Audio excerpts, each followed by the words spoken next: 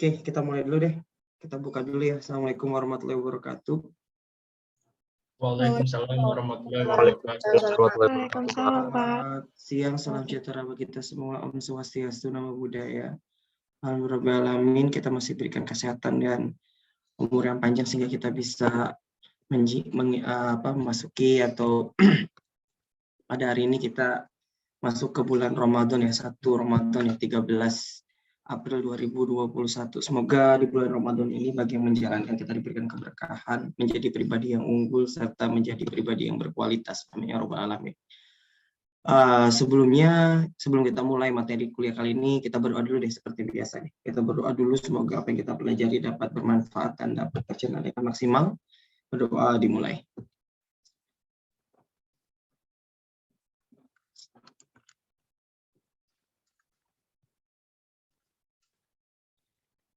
Berdoa dicukupkan.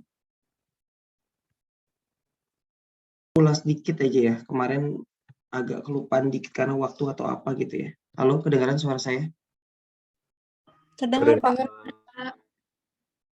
Sekarang halo tes, saya pakai Terdengar, Pak. dengar ya. Jadi saya dipanggil kakak, jadi malu saya. Jadi kemarin itu kalau nggak salah saya belum jelasin terkait dengan kertas kerja ya. Kertas kerja konsolidasi ketika anaknya ini, kalau nggak salah kalian lihat lagi di PPT yang terakhir kalau nggak salah ya. Di PPT yang terakhir itu ada terkait dengan P menguasai S 80%, terus S menguasai T 70%. Bukan. Ya betul ya. Dan si T dia memiliki saham di S 10%. Ya ini kan berarti kan mutual holding dari segi affiliation owns ya, affiliation connecting owns. Jadi dengan kata lain kepemilikan tersebut terjadi dari masing-masing anak perusahaan. Nah, kalau yang ini kertas kerja yang di sini, ini dia menggunakan untuk yang di atas atau memiliki nilai signifikan, dia menggunakan metode equity. Jadi nanti dia munculnya adalah dividend income untuk memilikan di perusahaan T ya. Dengan kata lain di perusahaan T tersebut dia akan munculkan dividend income. Akan tetapi kalau nantinya ini saya bilang seluruhnya itu menggunakan metode equity,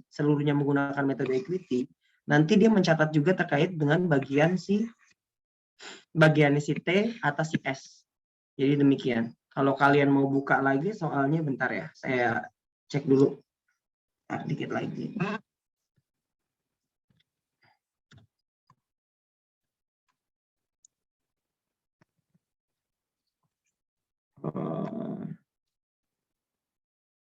Siapa tuh namanya? Mutual holding.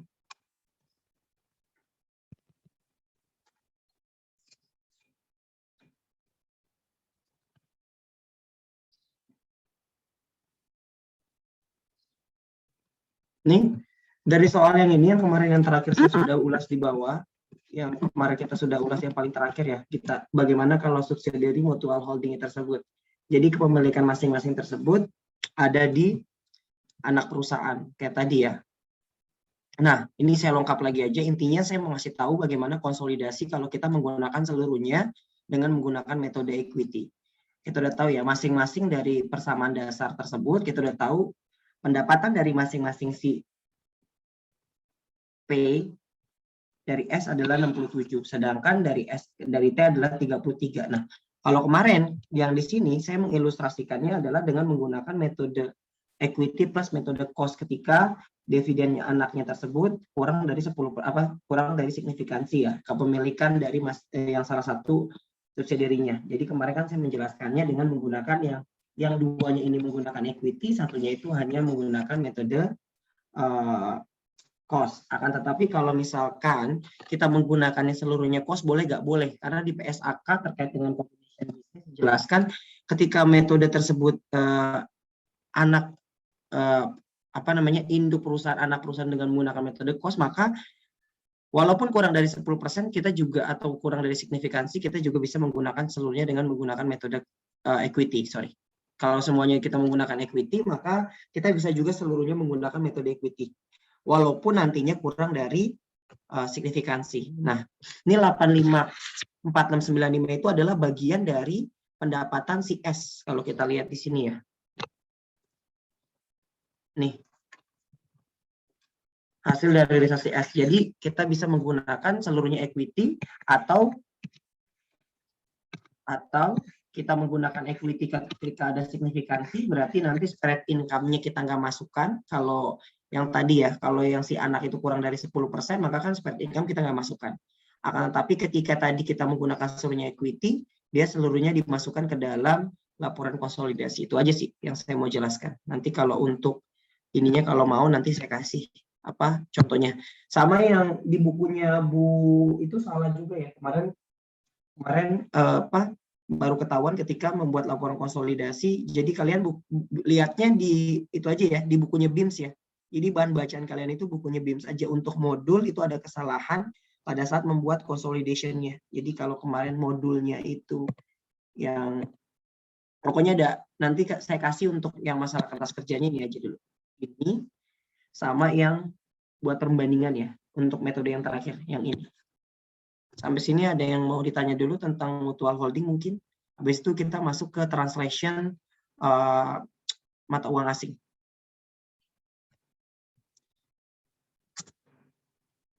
Cukup?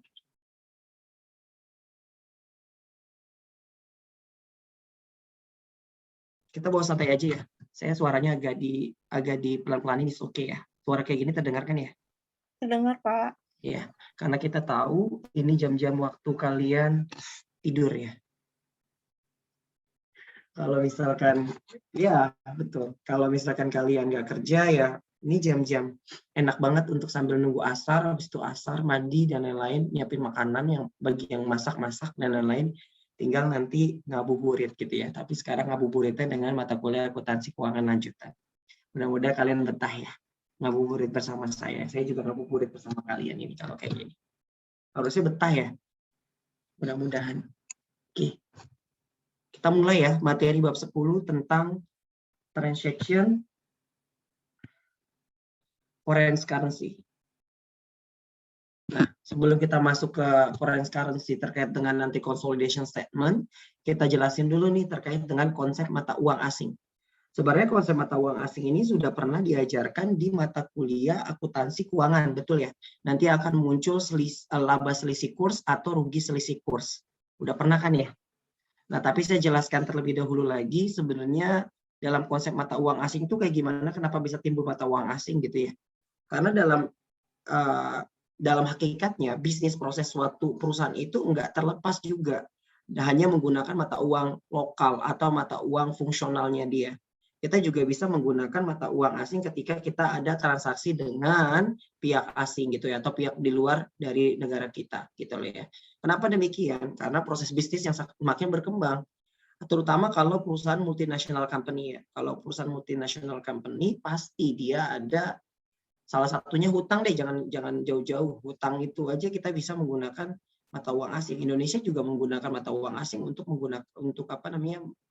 utang APBN-nya kan.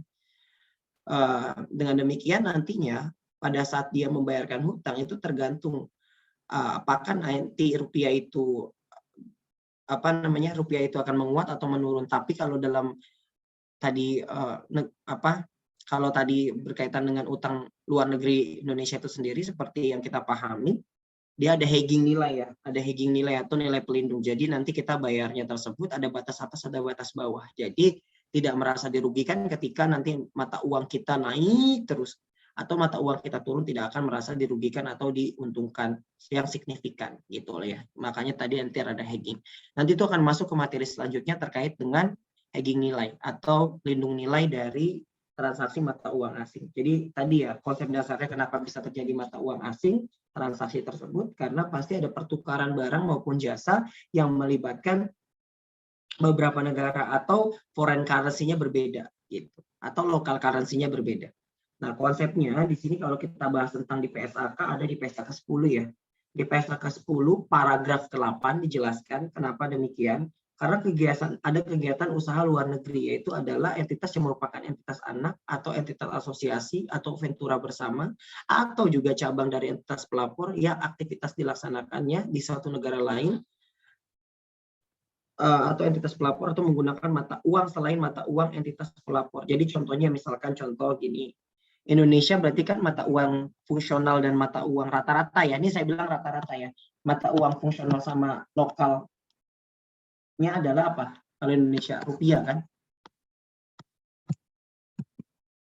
Nggak bisa ya, cari-cari itu. Oh, ini bisa. Ya, mata uangnya berarti kan kalau kita lihat foreign currency dan juga local currency Indonesia adalah kan rupiah.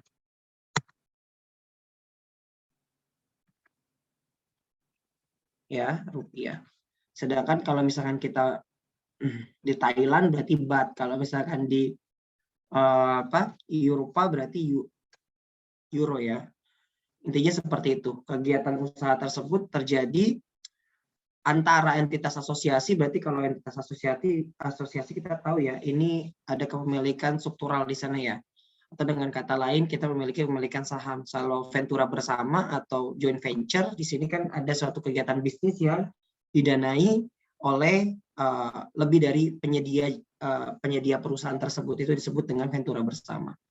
Nah, kalau cabang atau pasti ya, berarti di sini dia membuka cabang di luar negeri ataupun di Indonesia itu sendiri. Nah, kalau dikatakan dengan kurs adalah rasio pertukaran untuk dua mata uang. Jadi kalau kursnya Indonesia berarti terhadap dolar, berarti kan kita lihat ya, $1 itu berapa rupiah. Itu namanya kurs.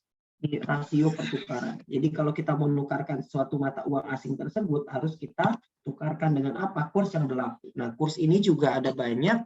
Yang pertama ada kurs penutup, berarti adalah kurs spot pada akhir periode pelaporan. Di sini berarti kurs terakhir, closing rate gitu ya, kalau kita sebut ya, closing rate. Atau kalau kita mau lihat periode pelaporan kita berarti 31 Desember. Sedangkan kalau kurs spot adalah kurs untuk realisasi segera. Nah, ini kurs current ya, kalau kita bilang ya, kurs spot tersebut adalah kurs pada saat kita melakukan transaksi tersebut gitu. Nah, sedangkan valuta asing adalah mata uang selain mata uang fungsional. Kalau kita tanya tentang mata uang fungsional, berarti adalah mata uang tersebut yang berlaku pada lingkungan utama. Jadi ada primary environment. Pada suatu apa? Pada suatu entitas beroperasi. Jadi kalau kita tanya mata uang fungsional perusahaan di Indonesia, rata-rata ya, saya bilang ya, rata-rata adalah rupiah. Tapi Pak, ada juga yang mata uang fungsional dengan dolar, ada. Berarti memang segala macam transaksi bisnisnya, penjualan, hutang, terus juga pembelian, itu lebih banyak menggunakan mata uang tersebut. Jadi contohnya misalkan ada perusahaan anak di Indonesia, gitu ya. Perusahaan anak ini berasal dari Amerika. Misalkan kita contohkan aja lah ya. Ya, misalkan Apple, dia bukan di Indonesia gitu ya. Mata uangnya segala macam produknya itu bukan produksi di Indonesia, atau dengan menggunakan produknya tersebut, bahan baku dan lain-lainnya itu menggunakan dari luar semuanya. Nah, maka mata uang fungsionalnya walaupun dia berada di Indonesia, belum tentu dia menggunakan rupiah. Karena tadi primary activity-nya dia menggunakan mata uang dolar. Maka nanti jadi mata uang fungsionalnya berarti mata uang tersebut menggunakan dolar. Jadi intinya seperti itu dulu konsepnya. Jadi mata uang fungsional itu belum tentu sama dengan mata uang lokal atau mata uang yang berada di suatu negara tersebut. Sedangkan kalau mata uang penyajian adalah mata uang yang digunakan dalam penyajian laporan keuangan. Pak, ini beda lagi. Bisa jadi beda. Mata uang fungsional dengan mata uang penyajian bisa beda, bisa. Gitu. Mata uang penyajian berarti adalah mata uang yang ending pada saat kita melaporkan annual report atau income statement ya. Nah, kalau ditanya tentang pos moneter, ini baru mata uang yang dimiliki serta aset dan liabilitas yang akan diterima atau dibayarkan dalam jumlah unit yang tetap atau dapat ditetapkan. Ini pos moneter. Jadi kalau ditanya tentang aset moneter, liabilitas moneter berarti adalah mata uang tersebut yang nantinya dibayarkan dalam jumlah unit atau tetap atau dapat ditetapkan. Jadi itu yang disebut dengan aset moneter atau liabilitas moneter. Sedangkan kalau dimaksudkan dengan selisih kurs adalah selisih hasil dari penjumlahan antara satu mata uang ke dalam mata uang lain. Jadi kalau misalkan selisih kurs tadi ya, Pertama kali kita punya 1 rupiah terhadap dolar adalah 15.000. 1 dolar, sorry. 1 dolar terhadap rupiah adalah 15.000. Ini pada tanggal 1 November. Sekarang 31 Desember, 1 US dollar sama dengan 14.000. Oh, berarti rupiah menguat, gitu kan. Nah, itu namanya selisihnya. Selisihnya berapa? Oh, 1.000. Nah, ini disebut dengan, kalau kita utang, maka kita sebut dengan gain on selisih kurs ya. Ya, atau valuta asing. Kalau misalkan kita dalam mata uang dolar, kalau kita dalam ini kita miliki utang dalam mata uang dolar, maka turun kan dolar kita kan, maka kita akan ada muncul loss. Nah, faktor pertimbang dalam mata uang fungsional, tadi saya bilang ya, mata uang fungsional itu adalah tadi mata uang yang digunakan untuk sehari-hari dalam kegiatan operasional dalam suatu perusahaan. Belum tentu sama dengan local currency tadi saya bilang ya. Nah, berdasarkan PAR nomor 10 dan 11 dalam PSAK 10 dijelaskan, mata uang fungsional adalah mata uang yang paling mempengaruhi harga jual barang dan jasa. Jadi tadi yang saya bilang, barang dan jasanya kayak gimana berubahnya? Didominasi oleh apa? Jangan sampai kalian berpikiran seluruh mata uang yang digunakan oleh perusahaan yang ada go public itu adalah mata uang fungsionalnya adalah mata uang itu rupiah, enggak juga. Nah, yang kedua adalah mata uang dari negara yang kekuatan persaingan atau peraturan sebagian besar menentukan harga barang dan jasa tadi ya. Kalau kita misalkan minyak deh, jangan jauh-jauh minyak. Kalau misalkan kita perusahaan minyak di Indonesia, walaupun nantinya itu dalam mata uangnya rupiah, tapi kita juga bisa dengan menggunakan mata uang fungsional. Karena kenapa? Negara yang kekuatan persaingan peraturannya sebagian besar tersebut, minyak tersebut oleh apa? Barel kan, barel itu berarti US dollar juga. Nah itu berarti kadang-kadang coba cek aja deh di Bursa Efek kalau tidak salah banyak perusahaan-perusahaan berkaitan dengan oil and gas dia menggunakan mata uang fungsionalnya atau mata uang pelaporannya itu US dollar. Yang terakhir mata uang yang paling mempengaruhi biaya tenaga kerja, bahan baku, biaya lain, dan pengadaan barang dan jasa. Tadi saya bilang ya, kalau sumbernya kita itu berasal dari LN, luar negeri, seluruhnya terkait dengan labor, tenaga kerja, sumber daya, human resource, terkait dengan barang dan jasa, itu dari luar, intinya seperti itu ya, otomatis mata uang kita, kalau kita menggunakan mata uang rupiah dalam mata uang fungsionalnya nanti akan kita transaksi terus setiap hari kan gitu ya.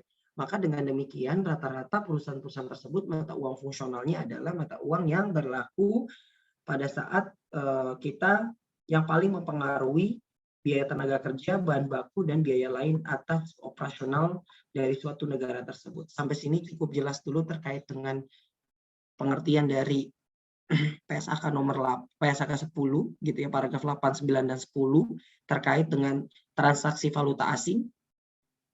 Cukup jelas adik-adik?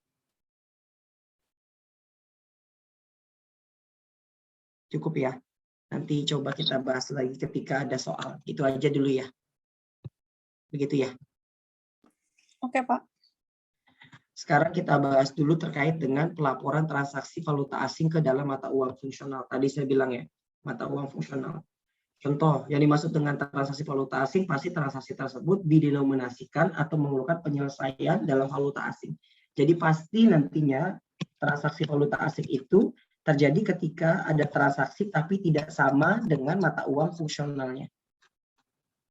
Ada transaksi tidak sama dengan mata uang fungsionalnya. Itu yang disebut dengan transaksi dengan mata uang asing. Contoh, membeli menjual barang dengan harga yang didenominasikan. Didenominasikan itu maksudnya adalah ditranslasikan ya, maksudnya dijabarkan dengan mata uang valuta asing lainnya. Meminjam atau meminjamkan, berarti di sini ada utang maupun piutang. Terus memperoleh atau melepas aset tetap gitu ya. Aset dalam hal ini contohnya rata-rata aset tetap ya, atau mengadakan atau menyelesaikan liabilitas yang didenominasikan dalam valuta asing. Nah, pada pengakuan awal, transaksi asing dicatat dalam mata uang fungsional dengan menggunakan kurs spot. Kurs spot itu adalah kurs saat terjadinya, ya tadi ya, kurs saat segera terjadinya transaksi tersebut. Itu disebut dengan kurs spot. Nah, sedangkan pelaporan pada akhir periode nantinya ya, pada pos moneter itu tadi yang terkait dengan nanti kalian harus jabarkan ada aktiva moneter, ada liabilitas moneter. Biasanya itu terkait dengan current asset ya, current asset dan current liabilitas terkait dengan pos moneter. Nah, dijabarkan dengan kurs penutup. Kurs penutup itu berarti closing rate. Jadi nanti misalkan kalau di sini kurs spotnya 1.1 per US dollar misalkan ya. Kalau di sini kurs penutupnya 1.3 maka kita makainya adalah 3 gitu. Nah, kalau pos non moneter berarti adalah kurs yang kita pakai dengan biaya historis. Biaya historis itu hampir sama dengan kurs pada saat terjadinya tersebut atau kurs pada saat terjadinya transaksi. Jadi hampir sama dengan kurs spot ya. Terus pos moneter yang diukur pada nilai wajar dalam nilai valuta asing dijabarkan pada saat terjadinya nilai wajar ditentukan. Contohnya adalah misalkan ada tanah dan lain-lain. Nah, itu biasanya menggunakan kurs pada saat nilai wajar. Contoh di sini. Pada tanggal 1 Desember 2016, Exco, perusahaan Indonesia mengimpor barang dagang dari perusahaan US dollar. Sehingga, USA, seharga 10.000 US dollar. Utang akan dibayarkan dalam US dollar.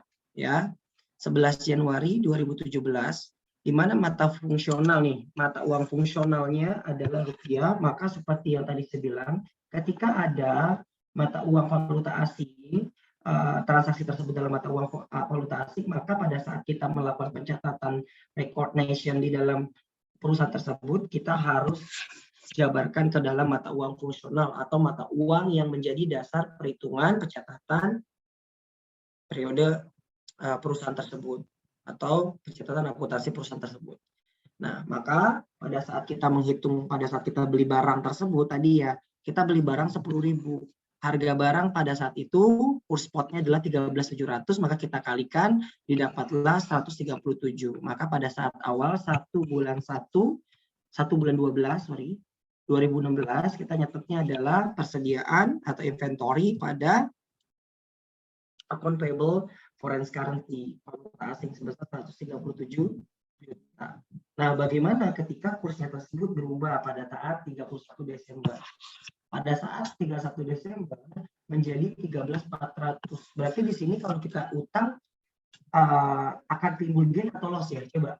Menurut kalian akan timbul gain atau loss ketika nilai mata uang kurs dolar tersebut menurun? Rupiah berarti kan menguat di sini. Nanti akan muncul gain atau loss nih dari valuta asing kalau Gain, Pak. Gain, Pak. ya. Gain, Karena Pak. kenapa mata uang kita akan mengalami penguatan sebesar berapa? Selisihnya aja berarti 300 ya, 300 dolar selisihnya. 300 dolar tersebut penguatan. Utang kita adalah berapa? 10.000. Berarti 300 dikali dengan 10.000 maka akan muncul yaitu laba selisih kurs. Nah, laba selisih kurs itu nggak akan mengurangi persediaan ya. Persediaan kita akan dicatat tetap 137. Yang berkurang hanya utang dagangnya. Berarti nanti didebitkan utang dagang valuta asing pada laba selisih kurs. Jadi persediaan nggak ada sangkut pautnya ya. Kemarin ada beberapa mahasiswa pada saat adanya valuta asing persediaannya berubah lagi. Enggak, persediaan itu tetap dicatat berdasarkan kurs spotnya. Gitu. Nah, terus di sini kita lihat lagi. Nah, tadi saya sesuai dengan penjelasan di atas, persediaan tersebut kan merupakan pos non moneter, maka nanti sehingga tidak akan ada selisih kurs atas persediaan tersebut. Jadi yang selisih kursnya tersebut hanya ada di utang dagang. Kalau sekarang kursnya lagi naik 13.300, maka untung lagi atau rugi lagi nih pada saat pembayaran? Untung lagi ya. Kan tadinya 13.400, sekarang 13.300. Jadi US dollar kita mengalami pelemahan sebesar 100, berarti ada 1 juta nanti untungnya. Ya. Nanti akan ada laba selisih kurs 1 juta, kasnya kita bayar 133 juta, sedangkan hutang dagangnya nanti akan naik sebesar 134 juta. Hutang dagangnya akan tetap sebesar 134 juta. Nah, kalau kita lihat di sini, berarti kalau nanti kita bikin buku besar, hutang dagangnya kan awalnya 137. Terus kita ada Tadi ada laba selisih kurs berkurang 4. Gitu kan? 3 juta, sorry. 3 juta. Maka nanti kan totalnya berarti menjadi 134. Nah, pada saat dibayar kita tetap tulis segini ya. Jadi kita bayar 134. Jangan bayarnya sebesar masih 137 karena tadi kita udah melakukan pencatatan penjumlahan pada tanggal 31 Desember ada laba selisih kurs tersebut. I think enough terkait dengan transaction foreign currency tersebut. Ada yang mau ditanya terkait dengan transaksi valuta asing? Ini sama ya, harusnya sudah dipelajari di akuntansi keuangan menengah kalau nggak salah. Pak, itu pakai kurs beli itu Pak? Apa benar Pak? Enggak, ini bukan pakai kurs beli, ini kurs spot yang menggunakannya.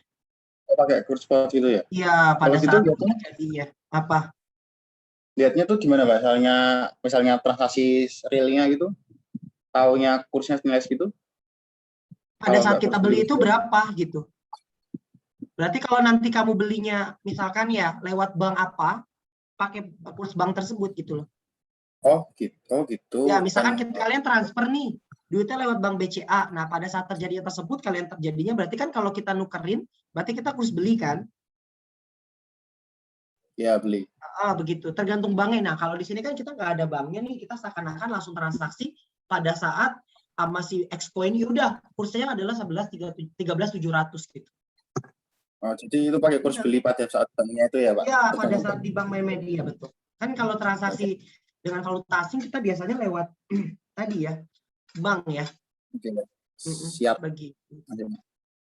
Oke, coba kalian ada yang mau ditanya lagi? Mungkin Pak, mau nanya Pak. boleh. Pak, jadi Pak, yang hutang dagangnya dihitung pas benar-benar tanggal 31 Desember kan Pak?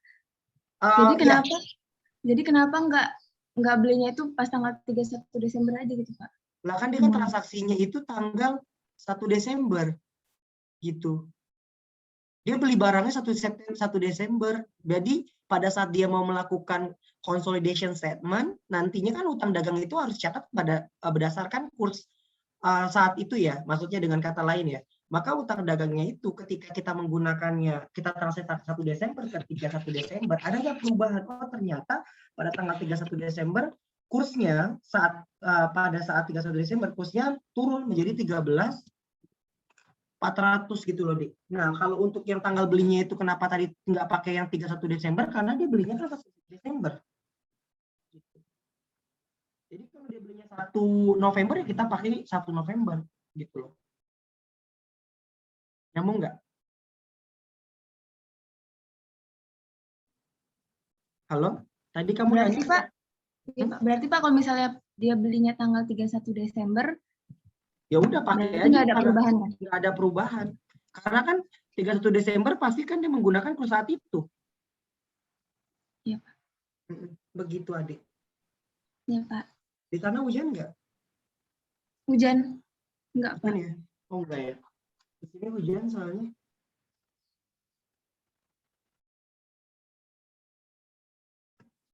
Ntar nih, sinyalnya jadi begini.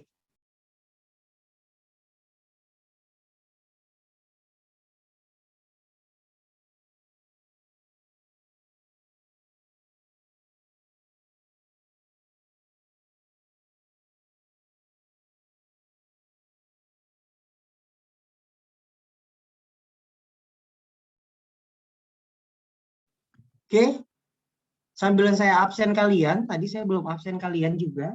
Coba kalian di sini ada soal lagi, tapi di sini terkait dengan piutang. Coba. Sambil saya panggil satu persatu ya nanti ya. Coba kalian kerjakan, ini terkait dengan piutang.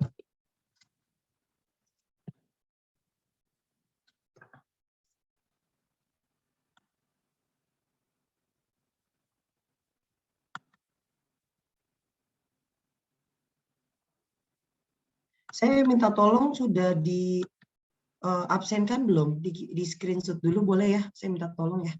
Oke Meji, Pak. ya. Bentar Pak. Senyum dulu boleh ya, biar Bentar. agak kelihatan manis pada saat screenshotannya. Sebentar. Dulu Pak. Iya nggak apa-apa.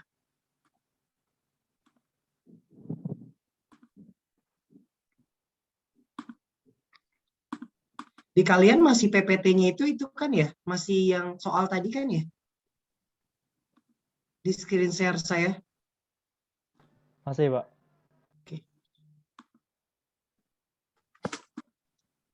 Ini Sudah? biar kelihatan semua gimana sih? Harus di stop dulu nggak Oke, sih? stop dulu boleh. Beda 1, 2, Sabar. belum ya? Belum, ayo. Saya belum senyum kan? Yaudah, ayo. 1, 2, 3. Oke. Sudah? Saya share lagi ya.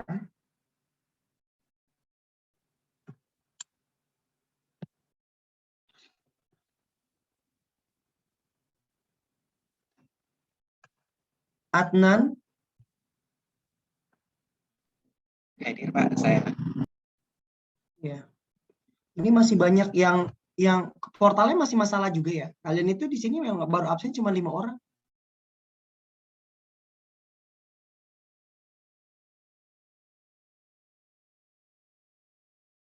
Ajeng, Hadir, Pak. Alinda, Hadir, Pak.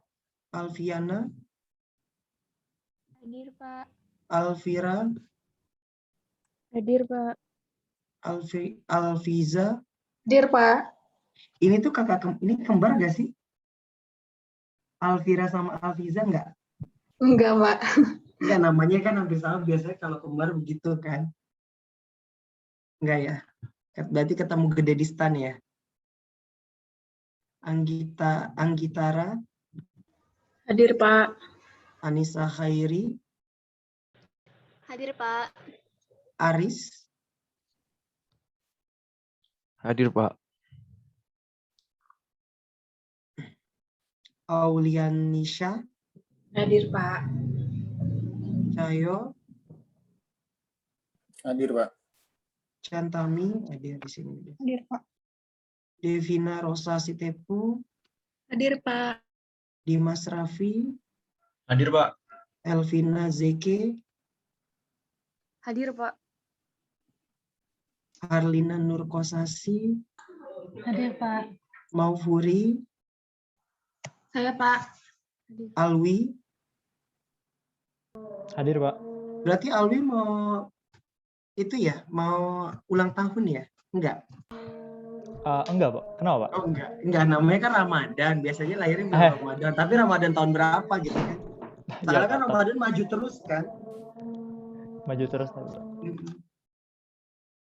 Di sana udah azan. Udah azan, Pak, di Kalimantan, Pak. Oke. Kalimantan mana? Kalau Kalimantan Barat bukan tetap WIB ya? Kalimantan Selatan, Pak. Wita. Saya. Muhammad Said, Hadir, Pak. Nabila, Hadir, Pak. Nanda, Hadir, Pak. Nur, Hadir, Pak. Nurbaiti, Hadir, Pak. Nurul, Hadir, Pak. Paul, Hadir, Pak. Raihan, Hadir, Pak. Widya, Hadir, Pak. terakhir Zakia. Hadir, Pak. Oke. Sudah? Bisa tidak? Harusnya sih bisa ya. Orang gampang ini.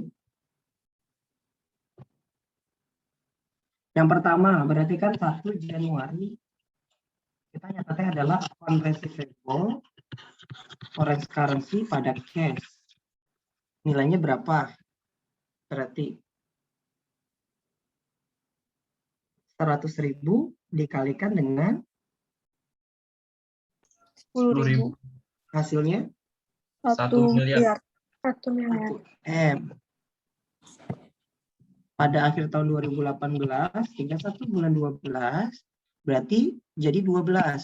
Berarti kalau di sini satu kurs tersebut, satu USD jadi 12.000. Berarti di sini yang melemah rupiah atau dolar? Rupiah, Pak. Rupiahnya apa yang melemah?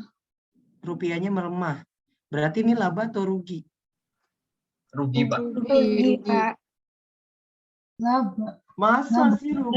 Laba, Orang Pak. dari orang dari masa rugi? Laba, Pak. Laba? Saya Oh, yakin iya. aja Oh, dulu. laba, Pak, laba. Iya, Pak. Kan kita ngutangin 10.000, sekarang ngutangnya jadi 12.000. Naik Oh iya, kan? iya. Tadi utang, sekarang ngutangin. Account receivable pada laba selisih kurs, ya kan? Tetap laba selisih kurs. Berapa di sini? 200 juta. 200 juta. Hati-hati ya. Terakhir tanggal 2 April 2019. Pada saat kita lunasin, kursnya turun lagi.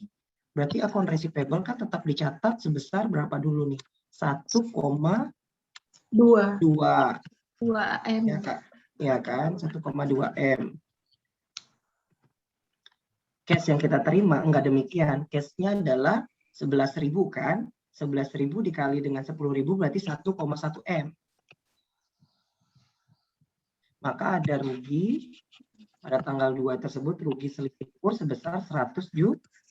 100 juta. Begitu. Ada yang mau ditanya?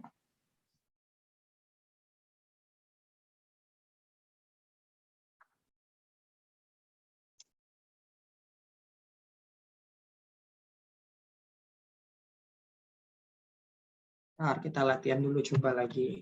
Karena materinya ini cuma dari dulu. Nanti baru besok foreign currency untuk penjabaran transaksi mata uang asing untuk consolidation. Tapi nanti saya bahas sedikit aja sih juga.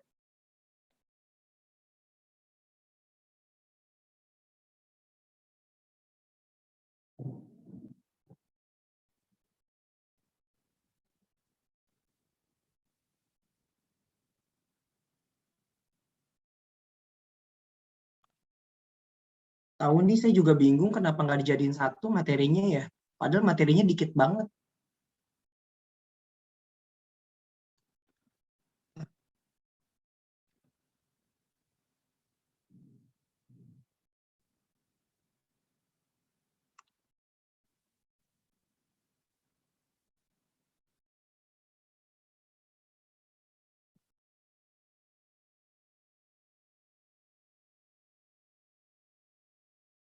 Saya stop dulu deh. Bentar ya, gagal mau. Saya lagi cari soal dulu.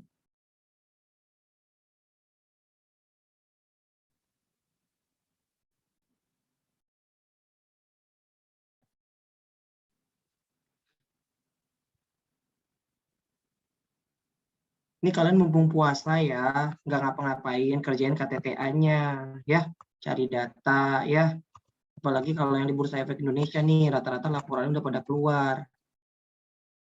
Sering-sering hubungin dosen pembimbing, jangan dosen pembimbing yang ngejar-ngejar kalian, ya enggak?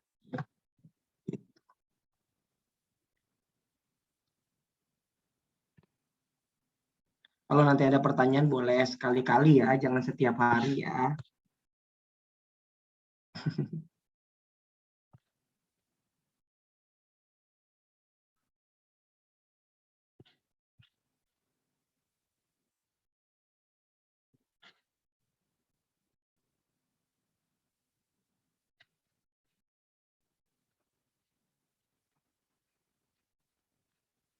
Ntar aku kirim dulu soalnya, sebentar ya.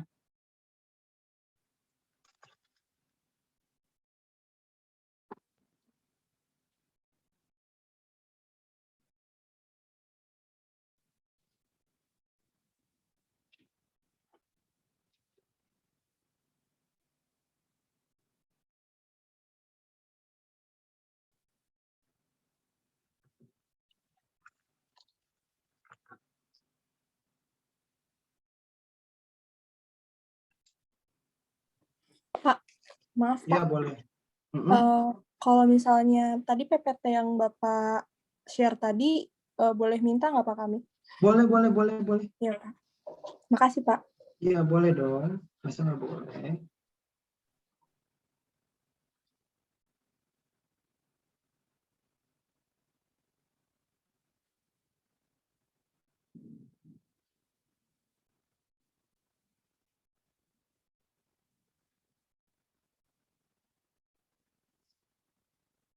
Ya.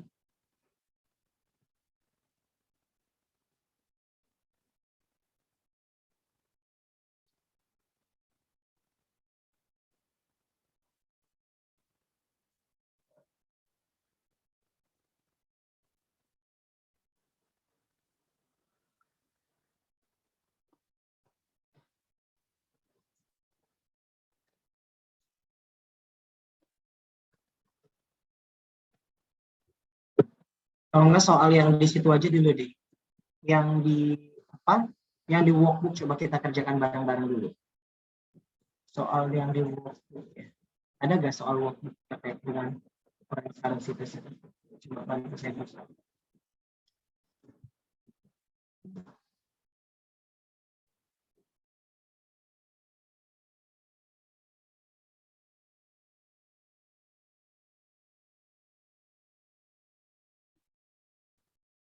Saya biar kita paham dulu lagi. Sebenarnya itu doang sih.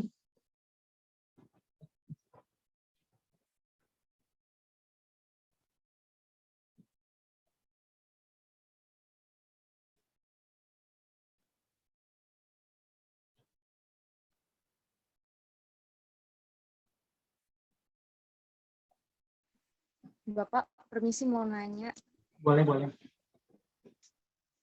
Jadi kalau misalnya utang piutang gitu, kalau misalnya belum dilunasi tiap tahunnya gitu sampai beberapa tahun, berarti kita ngelakuin penyesuaian tiap akhir tahun ya, Pak? Ya, betul. Karena pada saat kita mau melakukan consolidation statement, itu kan harus dilihat dari kurs saat ininya. Current rate-nya.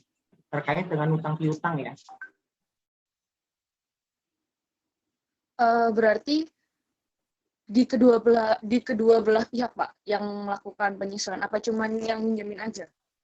Kalau kita cuma transaksi mata uang asing ya berarti kita aja gitu loh. Kan kita kan yang jual beli kan, atau kita yang ngutang kan, kedua belah pihak kayak iya. gimana? Iya. Ntar saya. Oke.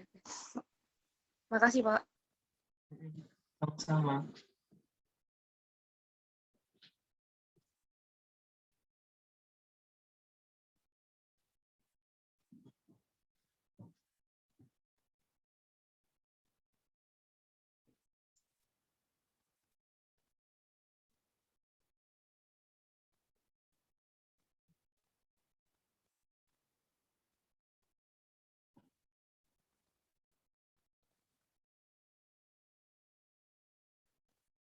Di sini juga nggak ada lagi.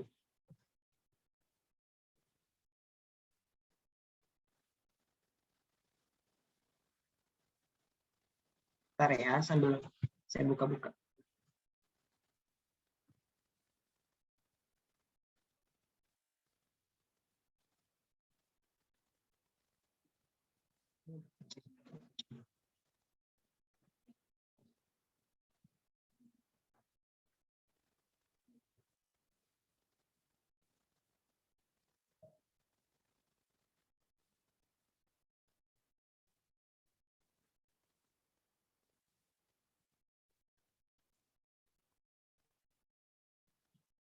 Ini kalau enggak kita bahas dulu yang ini dikit.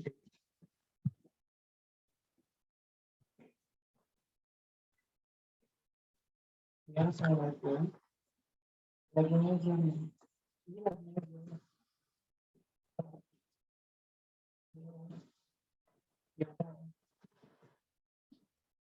Iya, lagu yang ini. Iya, iya, iya. Iya, iya. Bentar ya. Iya, nanti bentar dulu. Iya. Iya, iya, ke belakang dulu bentar ya.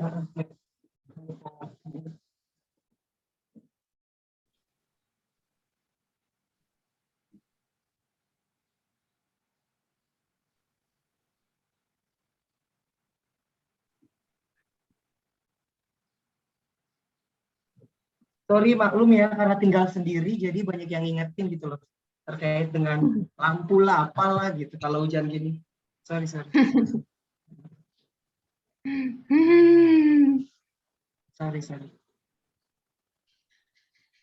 Oke, coba kita lihat lagi. Ada Cak. Nah, coba kita perhatikan di sini. Udah. Ya, nanti lagi ya. Masih mau dulu Pak. Ini. Ya.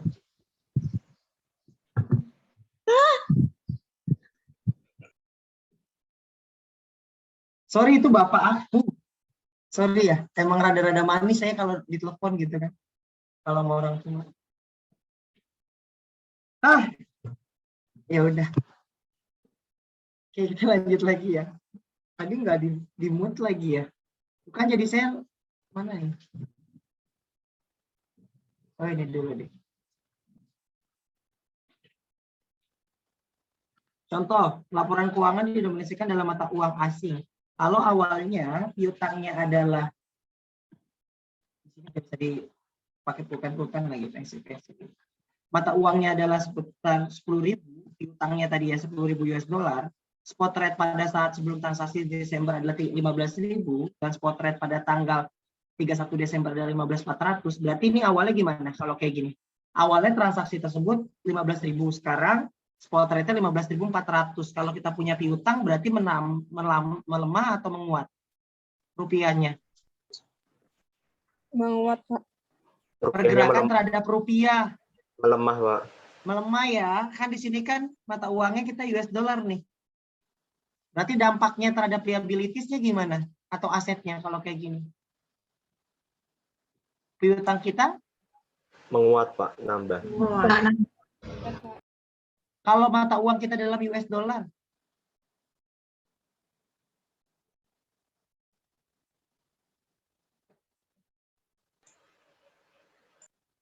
Ayo coba.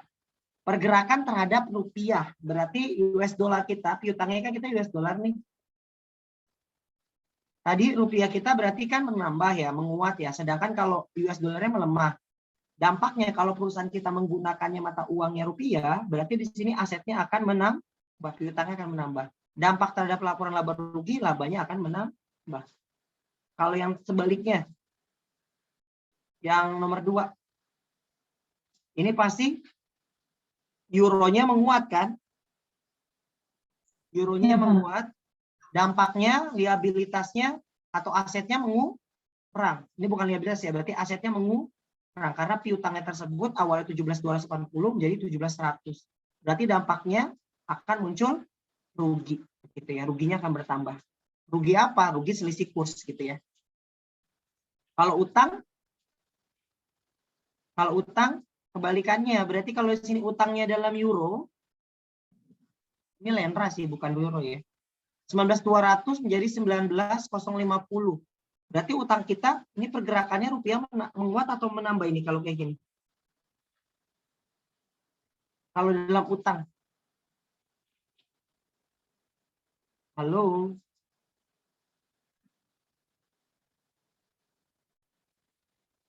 Ini melemah ya, berarti ya terhadap rupiahnya berarti melemah kan? Iya, Pak. Kalau melemah berarti dengan kata lain nantinya utangnya akan berkurang kan? Kan 19.200 jadi 19.050, utangnya berarti berkurang kan? Iya, Pak. Betul nggak? Iya, Pak. Iya, Pak. Itu intinya. Coba kalian nanti pelajari lagi ada konsep bertambah berkurang.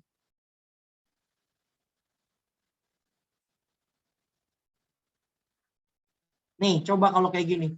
Perbandingan nilai tukar. Menjual barang kepada pelanggannya berbagai negara dengan rincian menjual 2 juta won. Oke, menjual 2 juta won. Won saat itu 13.50. Berarti pada saat kita jual, kita jurnalnya kan gini. Kan?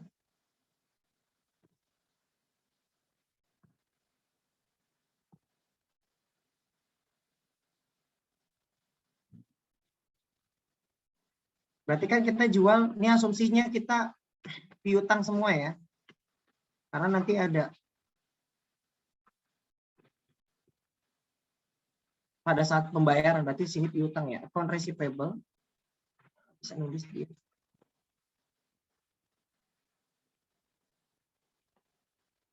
Omset.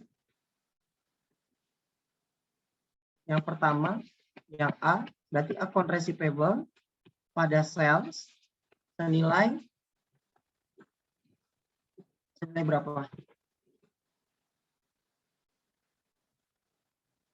Senilainya berapa? 2 juta dikali dengan 1350, coba. Bantu saya. 27 juta, Pak. 27 juta.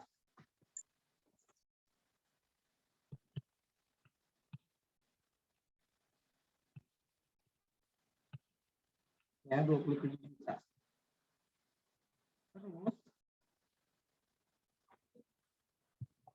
Pada saat pembayaran 13.20. Berarti di sini kita jualnya 13.50, jual pada saat bayar 13.20. Berarti rugi atau laba di sini? Rugi atau laba? Rugi. Pada saat kita ya. Rugi, Pak. Rugi, Pak. Rugi, Pak. Ya, cash, AR tetap 27 juta. Berarti 2 juta dikurangi 0,30 berarti berapa? Loss exchange. Ruginya 600, Pak. 26.400 cashnya, ruginya 600.000. Berarti 26.400.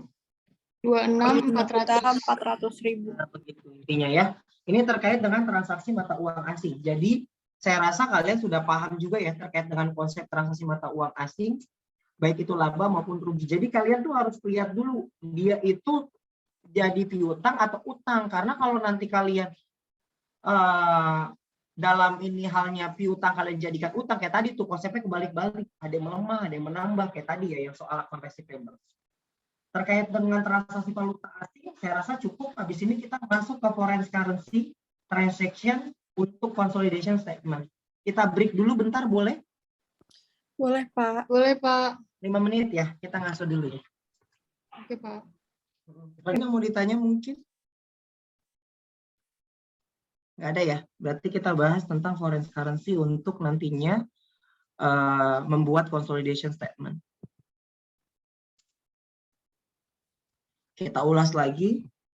Ini kita bahas dari bukunya BIMS bab 14, chapter 14, foreign currency financial statement. Jadi nanti kita membuat dari mulai pertama 4.1 identifikasi faktor. Tadi kita udah bilang ya, yang akan mempengaruhi mata uang fungsionalnya, bagaimana nanti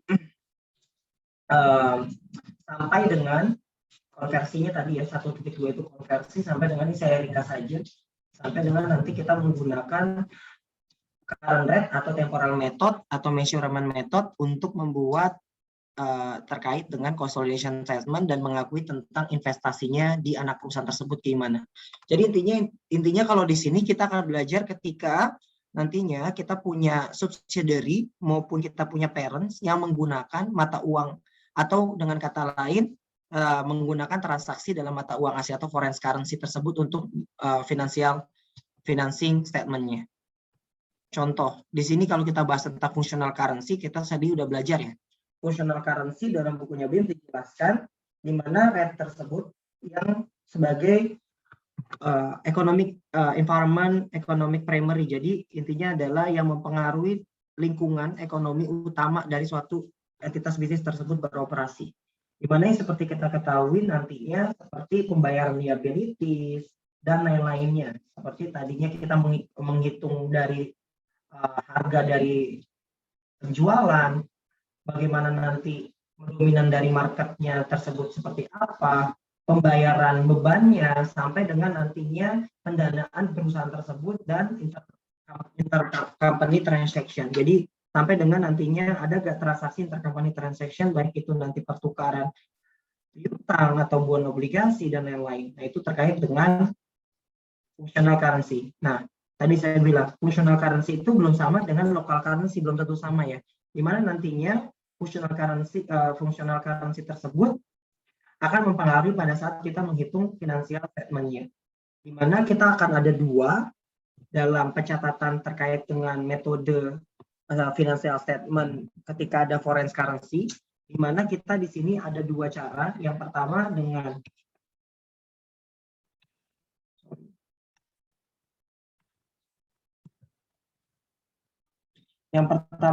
current.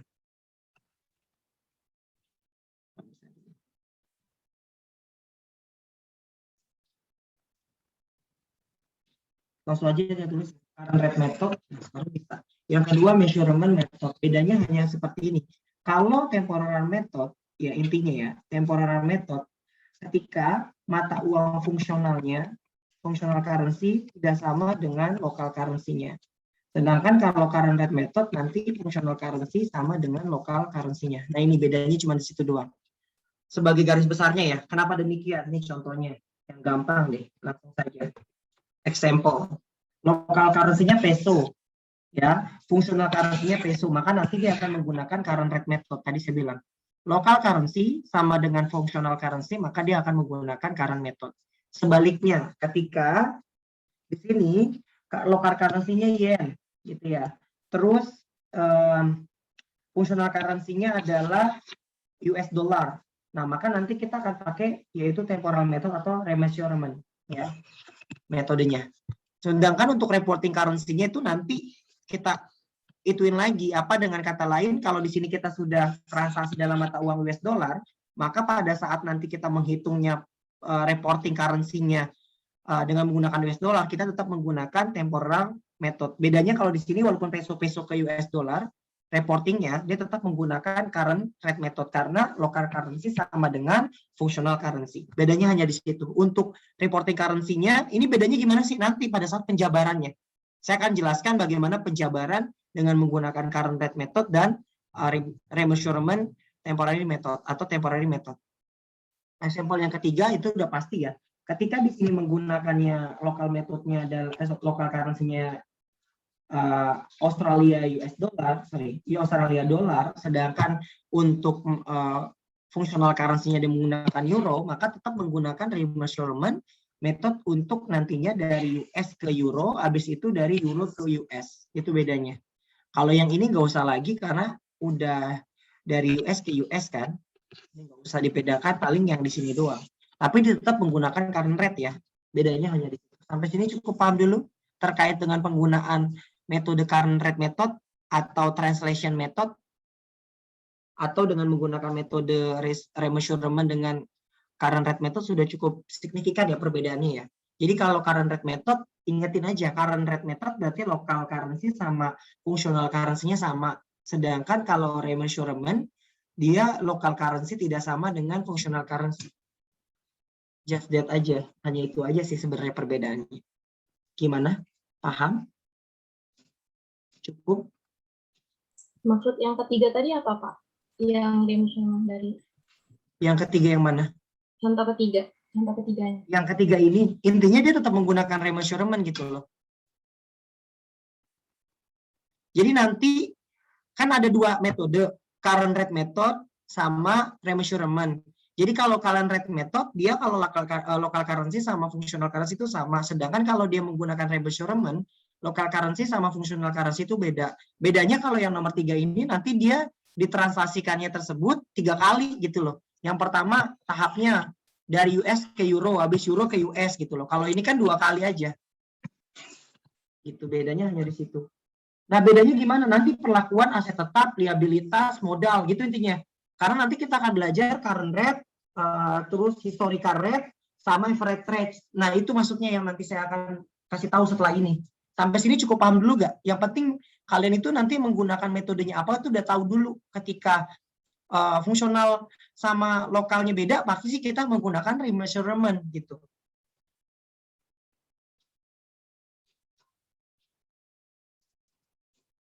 Jadi intinya begitu. Jadi yang saya mau garis bawahi, kapan kita menggunakan current rate method, kapan kita menggunakan remeasurement method atau temporal method. Itu aja maksud saya. Gimana Widya? Tadi yang nanya Widya ya? Iya, Pak. Gimana? Sudah nyambung? Masih belum. Yang mana yang belum? Enggak, maksudnya kalau misalnya kayak pertama ya Pak, contoh pertama tuh kalau misal lokalnya sama tuh, Sama. sama peso, jadi kita pakai current gitu kan. Mm-mm. Tapi kalau contoh kedua kan beda, yen sama dolar sama apa? Dolar. Oh, kalau dolarnya sama kita pakai temporal gitu ya Pak. Kalau misalkan lokal currency-nya dolar, fungsionalnya dolar, maka kita menggunakannya current. Yang untuk reportingnya jangan nggak ada masalahnya, nggak usah dipermasalahin gitu loh. Reportingnya. Oh, berarti kalau lokalnya sama kita pakai contoh kedua. Kalau misal reportingnya sama fungsionalnya sama, kita pakai contoh yang kedua. Reportingnya nanti dulu, nggak usah dulu gitu loh. Yang mana contoh nih? kedua ciri-cirinya gimana Pak? Yang contoh kedua, ini kan yen ke US. Ya, Kan lokal currency beda dengan fungsional. iya. Tapi contoh ketiga juga beda Pak. Iya, kita tetap menggunakan remeasurement. Oh, oh iya. Itu ada temporal sama yang di bawahnya itu apa? Yang mana? Kan yang kalau contoh kedua kan kita kan sama-sama pakai remeasurement itu ya Pak. Tapi yang Iya, kedua itu ada temporal, terus yang ketiga itu nggak ada, tapi sama-sama gitu loh, sama-sama beda. Iya, remeasurement itu maksudnya temporal method gitu loh. Oh, bedain dua dan ketiga Pak? Apanya bedanya 2 dan 3? Sama aja ini menggunakannya remeasurement. Tapi kalau dua itu kan 2 tahap, tapi kalau 3 itu 3 tahap gitu Pak. Apa Jadi emang nanti transaksi? nanti setiap aktiva, liabilitas, modal, itu kan nanti kan ada rate-rate-nya. Jadi nanti bedanya antara current rate method sama measurement itu cukup jelas. Nanti habis ini saya jelasin satu persatu. Bedanya pengakuannya kita menggunakan rate apa. Kalau kita menggunakan current rate method, maka nanti perlakuan untuk non monetary kalau kita menggunakan current rate. Tapi kalau nanti measurement kita menggunakan historical. Nanti perbedaannya jelas di bawahnya lagi gitu. Jadi intinya saya di sini itu cuma jelasin ketika local rate tidak sama dengan fungsional, maka kita menggunakan remeasurement. Tapi kalau nanti local rate sama dengan mata uang fungsional, maka kita menggunakannya current rate. Intinya di situ doang sih. Gitu. Ya Pak, makasih Pak. Paham ya? Sudah ya, mudah-mudahan ya. Kalau belum paham, coba istighfar 3 kali dulu. Istighfar gitu. Nggak apa-apa. Ya kan? Nah, di sini tadi saya bilang, nanti translation tersebut, ya, ketika kita menggunakannya translation current rate method, maka current rate-nya tersebut current. Kita menggunakan rate current tadi saya bilang, rate saat ini untuk aset dan liabilitas. Sedangkan untuk historical, kalian udah tahu ya, historical itu berarti adalah rate saat terjadinya transaksi. Maka nanti untuk dividen kecuali untuk return on earning. Return on earning itu nanti tidak ditranslasikan. Sedangkan kalau nanti revenue dan expense, dia menggunakannya adalah current tapi average. Jadi rata-rata rate saat itu ditambah dengan rate yang tahun lalu. Jadi rata-rata average gitu. Nah ini bedanya. Kalau kita menggunakan remeasurement atau temporary method, nanti untuk monetary asset dan liabilities dia tetap menggunakan current rate, tapi ini bedanya ya. Other asset dan liabilities. Kalau di sini seluruh aset dan liabilities, kalau yang remeasurement dibedakan monetary asset dan monetary liabilities, sedangkan untuk other asset lainnya dia menggunakannya adalah historical. Nah itu bedanya. Kalau yang di temporary method, di current rate method dia tetap digunakannya current rate gitu ya. Nanti ada tabelnya. Kalau kalian mau lihat tabel, kalau nggak salah ada di sini.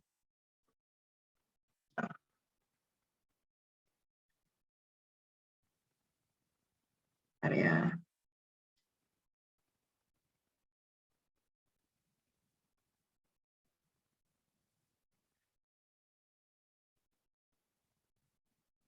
Nanti habis ini baru kita contohkan.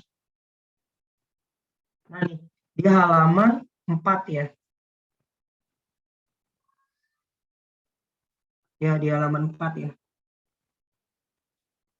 Nah, monetary asset, nah tadi sudah saya bilang, kalau temporal method dia menggunakannya current rate atau closing rate itu kurs saat ini ya.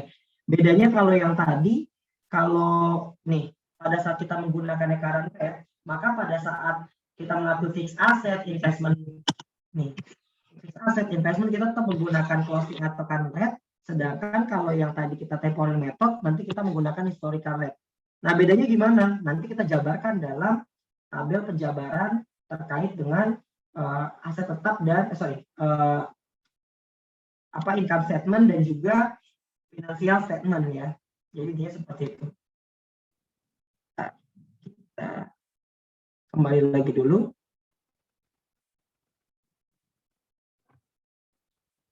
Jadi tadi ada di halaman 4, kalau kalian mau lihat bisa dari situ.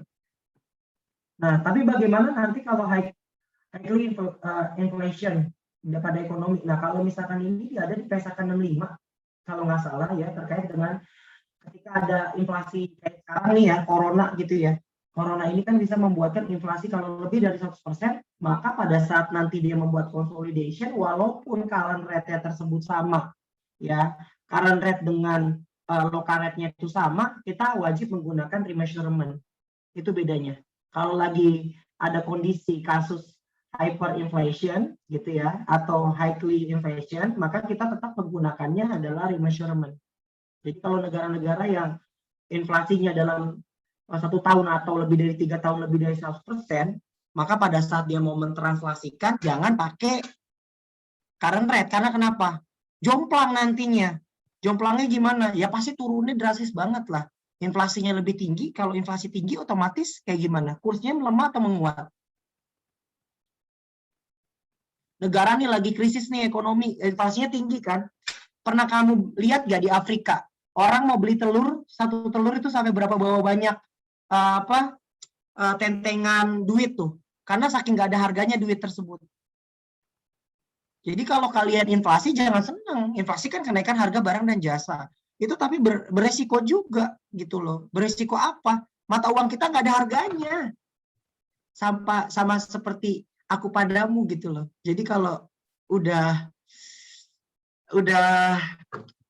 inflasinya tinggi gitu ya, cintaku kepadamu udah nggak ada harganya, tak terbatas kan gitu. Syaelah.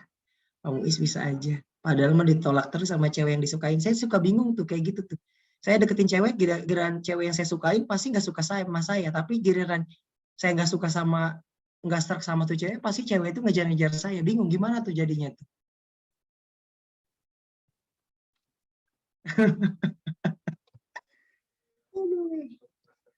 Nggak bercanda aja sih intinya.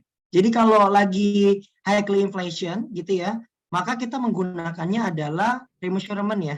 Karena kenapa? Karena kenapa tadi alasannya? Kenapa kita menggunakan remeasurement? Karena kurs saat ini tuh nggak normal kalau kita menggunakan kurs current rate tersebut. Karena mata uang kita itu nggak ada harganya. Kalau kita menggunakan current rate kan berarti kan kita seluruhnya itu rata-rata kita menggunakan closing rate. Closing rate kita kalau kita lagi hyperinflation, mata uang kita berapa harganya? Kan nggak ada harganya. Jadi kalau kalian tadi di negara-negara yang lagi inflasinya tinggi kayak waktu itu Brazil, Afrika, maka tuh nggak ada kita mau beli apapun dengan mata uang tersebut nggak ada harganya gitu. Makanya masih bersyukur kita menggunakan mata uang rupiah yang relatif stabil ya, walaupun kemarin ada kenaikan tapi tidak signifikan. Kenaikan kita pernah loh berapa ribu dolar, berapa ratus% tuh. Tahun berapa tuh? Pada tahun berapa kita? Pada tahun berapa itu? 98. Kalian udah lahir kan ya? Apa belum? 98. Belum. Berarti saya tua ya? Berarti saya tua ya? Ya Allah. Tapi muka saya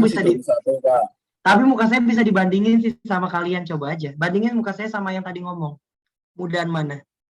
Jujur ya, jujur. Coba mudahan mana? Sama siapa, Pak? Sama yang tadi ngomong. Sama absen 15. Siapa Pak? Ya Allah. Cahyo. Aku lagi. Coba bandingin mukanya. Coba tanya ke Caca, Pak. Gimana Caca? Coba Caca. Ada pacarnya Cahyo di sini ya? Enggak ada. Kenapa tuh Pak?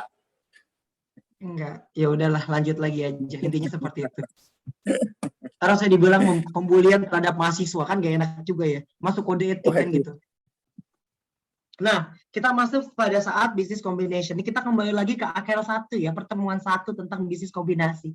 Di mana bisnis kombinasi itu nanti akan menciptakan atau membeli suatu perusahaan gitu ya, akan memunculkan bisa goodwill positif atau goodwill negatif, atau kita masukkan ke dalam paten pada saat agregat lebih besar daripada nilai bukunya. Intinya seperti itu ya. Jadi kita kembali lagi tentang konsep business combination. Di mana dalam business combination nanti yang harus kalian perhatikan adalah yang pertama harus kalian samakan dulu. Adakah perbedaan antara functional currency sama local currency-nya? Kalau local currency sama functional currency tidak sama, nanti maka kalian bisa menggunakan pendekatan apa gitu. Kalau nanti sama, maka kalian nanti transaksinya menggunakannya dengan menggunakan current rate method ya. Nah, terus ya tadi ya current rate ya. Intinya seperti itu. Sedangkan kalau kalian di sini remeasurement at acquisition, ketika mata uang fungsionalnya tidak sama dengan mata uang reportingnya atau mata uang local rate-nya ya. Jadi kalau di sini kita bisa lihat, jika current fungsionalnya tidak sama dengan mata uang local rate-nya, maka kita di sini menggunakannya adalah remeasurement. Nah, contohnya misalkan kalau untuk non controlling interest sama aja ya. Kalau non controlling interest itu intinya ngikut ya. Nanti baik itu nanti menggunakan remeasurement atau transaksinya, konsolidasinya nanti dia akan ngikut aja kalau non controlling interest. Jadi kalau nanti induknya menggunakan translation gitu ya, maka translation ini atau kita sebut dengan current rate ya. Current rate method ya. Sedangkan remeasurement itu temporal method. Jadi itu sama aja. Jadi kalau untuk non controlling interest nanti dia seluruhnya sama dengan induknya. Jadi kalau dia menggunakan remeasurement pasti dia menggunakan remeasurement. Pada saat dia menghitung NCI-nya ya. Pada saat nanti dia menggunakan translation maka dia menggunakan translation. Kalau lebih enak kita langsung masuk ke contoh aja deh biar gampang deh. Nah, ini kalian harus hafalin ya. Atau enggak kalian harus paham dulu nih. Secara dijabarkan tadi ada di halaman 4. Nah, ini perbedaannya. Ketika untuk aset tadi ya, ketika kita menggunakannya remeasurement sama kita menggunakan translation atau current method gitu ya. Pada saat kita mengakui asetnya tersebut, ketika ada cash, demand deposit atau time deposit, karena di sini termasuk tadi monetary asset, maka kita menggunakannya current. Kalau current method tetap menggunakan current ya. Ini bedanya. Marketable securities ya. Marketable securities at cost seperti misalkan equity securities, debt securities, kalau kita menggunakan remeasurement ya, kita menggunakannya historical. Beda dengan kalau kita menggunakan current, maka kita nanti menggunakan rate current. Ini rate ya, rate. Jadi sekali lagi rate. Rate-nya itu nanti udah diketahui di soal. Jadi kalian nggak usah bingung lagi, di soal tuh udah ada rate-nya. Current rate-nya berapa, historical rate-nya berapa, average rate-nya berapa, kalian udah tahu juga. Nah, kalau untuk account dan note receivable terkait dengan unannounced discount, di situ menggunakannya adalah sama-sama current. Ya, inventory kalau menggunakan remeasurement kita menggunakan historical. Ya. Sedangkan kalau di sini menggunakan translation atau current method kita menggunakannya current. Nanti kalian di sini bisa baca-baca aja. Saya nggak jelaskan terlalu detail. Untuk aset seperti misalkan prepaid insurance, advertising, emang di sini harus dihafalkan karena kita nggak bisa mengidentifikasikan. Yang enak adalah kalau kita menggunakan current method, maka semuanya itu aset dan liabilities kita menggunakan current kan. Sedangkan kalau nanti dengan menggunakan remeasurement ada pos-pos tertentu terkait dengan aset yang kita menggunakan current, ada pos-pos yang kita menggunakan historical. Nah ini tadi saya bilang. Yang historical seperti prepaid, property plant dan equipment PPE ya. Terus terkait dengan akumulasinya, paten, trademark, Pak ini kayak gimana? Ini sudah tergantung dari metodenya. Jadi kenapa terbentuk kayak gini? Memang sudah terbentuk dari metodenya seperti itu ya. Nah, sama. Nanti kalau lebih baiknya kita langsung ke soal aja deh, biar gampang. Kalau revenue, nah kalau revenue kita menggunakannya current rate, tapi kita disebut dengan kalau yang current rate ya, di sini kita sebut juga dengan average rate, gitu ya, terkait dengan revenue dan expense. Coba kita lihat dulu ke contoh soal. Ini aja contoh soalnya, biar gampang.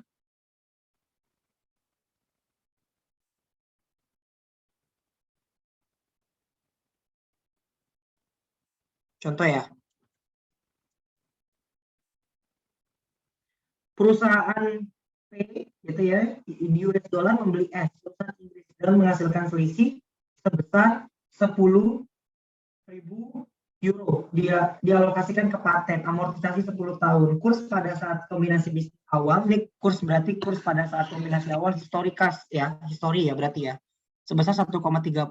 Kurs rata-rata average cost-nya adalah 1,25, sedangkan kurs akhir tahun atau closing rate atau current rate-nya adalah 1,20. Berarti berapa sih pada saat pengakuan awal, pada saat kita mencatatnya paten tersebut, kan kita mencatatnya pada saat kurs awal ya, berarti 1,30. Maka paten kita senilai 1,30 dikali dengan 10.000 menghasilkan 13 US dollar.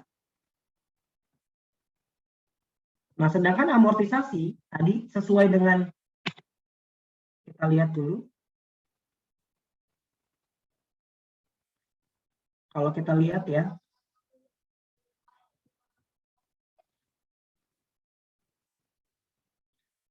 amortisasi berarti kan itu terkait dengan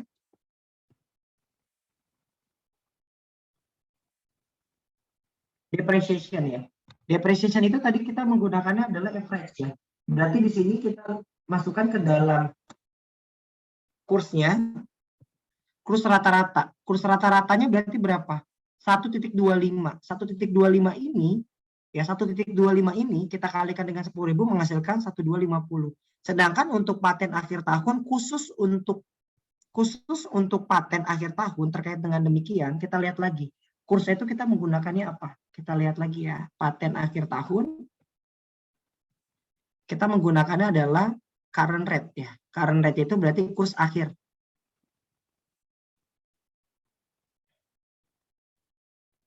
Paten ya, current rate tersebut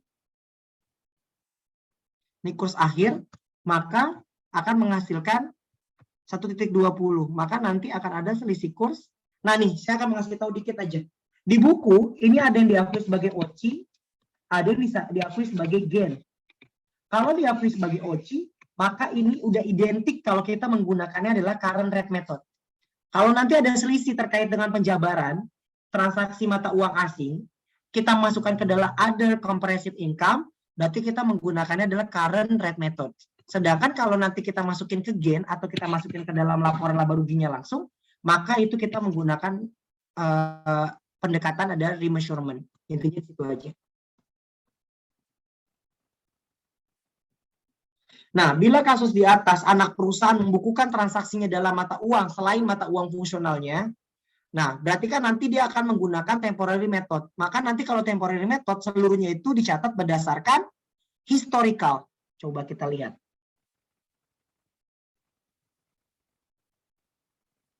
Tadi kita akui patennya.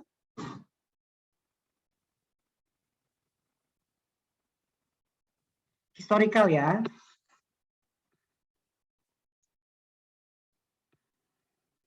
Pertama kali ya. Terus pada depresiasinya juga kita menggunakan historical. Maka seluruh transaksi tersebut akan menghasilkan historical, maka nanti nggak akan muncul selisih kurs. Nah, itu bedanya di situ. Sampai sini cukup paham dulu terkait dengan penggunaan metode remeasurement dengan translation method terkait dengan kalau nanti ada goodwill. Ini pada saat kombinasi di awal. Saya rasa paham ya, sebelum nanti kita lanjut dulu deh. Contoh lagi nih. Pada tanggal 31, P mengakuisisi perusahaan S. Perusahaan Inggris senilai 455 secara kas. Tidak ada selisih antara nilai buku dengan nilai wajarnya. Pembelian ini dan kursnya adalah 1 euro adalah 1,30. Selisih antara nilai investasi dengan nilai alokasikan ke paten neraca S pada saat akuisisi sebagai berikut. Nah, sekarang kita lihat dulu nih.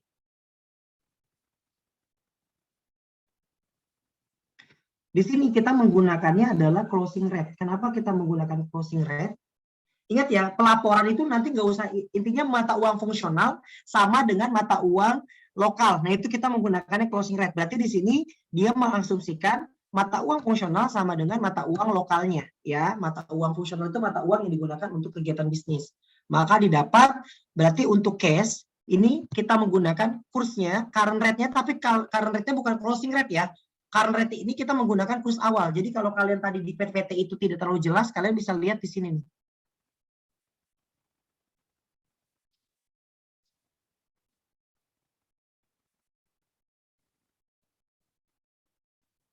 Nih. Di soal dijelasin closing rate atau current rate. Jadi current rate itu bukan hanya closing rate ya, tapi current rate itu bisa menggunakan rate pada saat terjadinya transaksi. Jadi pada saat kalau kita menggunakannya menggunakan metode current rate method pada saat adanya transaksi awal, maka kita menggunakannya adalah current rate pada saat awal transaksi tersebut ya, bukan closing rate. Jadi current rate itu belum semata-mata closing rate ya, intinya seperti itu. Kalau pada saat kita di sini investasi di awal, maka kita menggunakan current rate-nya adalah pada saat terjadi pembelian. Ya, maka untuk case-nya kita pakai 130. Ini kita transaksikan dulu ya. Seluruh neraca dan income statement-nya kita transaksikan. 1.30, 1.30 untuk yang ini ya. Sama current rate. Karena tadi kita menggunakan current rate, maka sesungguhnya sama ya. Nanti dari hasil tersebut ada perbedaan. Perbedaan itu dapat dari mana? Sekarang kita lihat. Kita mengakuinya adalah 455. Kita mengakuinya adalah 455. Ya Allah. 455. Nah, 455 ini untuk mengakui seluruhnya ya, seluruh pendapatan, seluruh ekuitas yang dimiliki sama si X. Berarti kalau kita lihat ekuitasnya kan berarti 260 ditambah return earning. Berarti totalnya adalah 325 ya. Betul ya, 325. Maka nanti akan muncul sebesar berapa? 100.000 euro atau 130 US dollar kalau sudah ditransaksikan. Kalau belum ditransaksikan berarti gimana? Ya udah ini 250 gitu ya, dikurangi dengan 1 euronya tadi berapa? 1.30 ya. Berarti ini ditransaksikan dulu. Maka kita dapat sebesar 100.000 euro gitu ya. Atau kalau kalian mau lebih gampangnya, kalau di sini kan kita sudah dalam US dollar ya. Dalam US dollar dikurangi dengan 445 dikurangi 325 itu dapat dari total equity yaitu capital stock ditambah dengan return earning, maka nanti akan muncul paten sebesar 130. Nah, pada tanggal 3 Januari S menyerahkan uang muka. Berarti di sini S menyerahkan uang muka ya kepada P. P itu kan pembelinya, berarti di sini P-nya itu kita sebagai ada utang ya, di sini ada advance ya. 60.000 uang muka ini akan diselesaikan dalam US dollar. Uang muka ini akan diselesaikan dalam US dollar. Ya, US dollar akan diselesaikan, berarti nanti asumsi pada saat penjabarannya, pada saat pelaporannya dia akan menyelesaikan dalam US dollar, maka nanti akan muncul selisih kurs ya. Tapi kita lihat di sini, mata uang fungsionalnya adalah euro, S-nya ya, euro. Sekarang S-nya itu berada di mana tadi? S-nya itu berada di mana tadi? S-nya. Halo? Si S-nya itu tadi beradanya di mana? Inggris kan? Iya, Pak. Berarti mata uang fungsional sama mata uang lokalnya sama nggak? Sama, Pak. Berarti di sini menggunakannya current rate, betul ya? Karena mata uang fungsional sama dengan mata uang lokalnya. Pak, untuk pelaporan gimana? Itu nanti dulu, nggak usah dipikirkan. Yang penting intinya adalah mata uang fungsional sama dengan mata uang lokalnya nggak? Gitu. Baru kita menggunakan current rate tersebut gitu.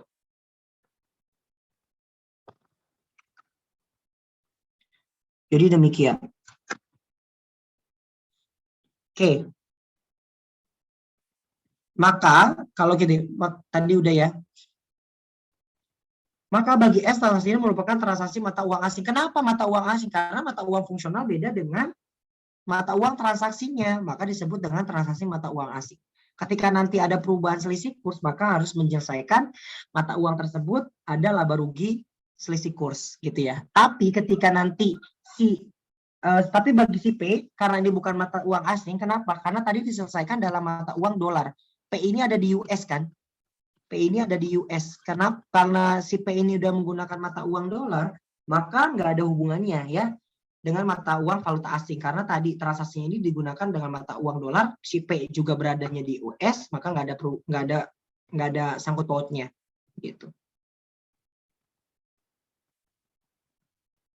Ya, atau juga kalau misalkan si S-nya ini mata uang fungsionalnya adalah mata uangnya dolar, maka bukan merupakan transaksi valuta asing, maka nggak akan muncul laba rugi selisih kurs. Nah, ini selama tahun 2016 nanti di soal udah ketahuan ya.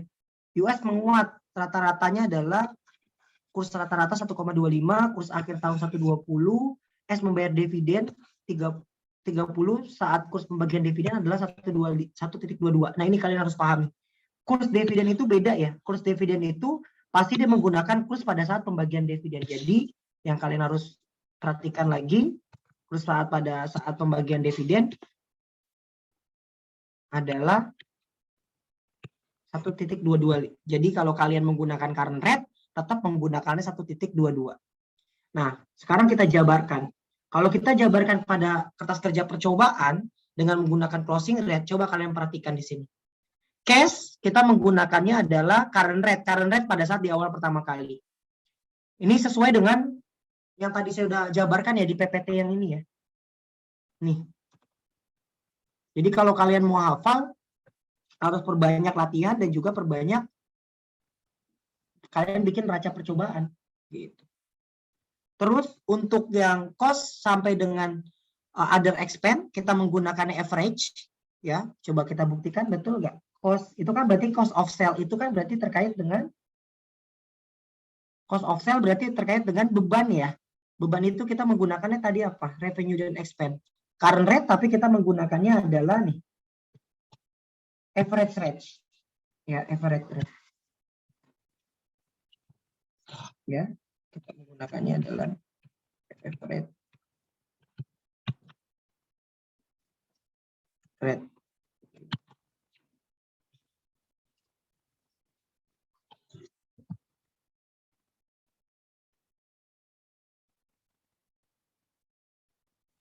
Kembali lagi.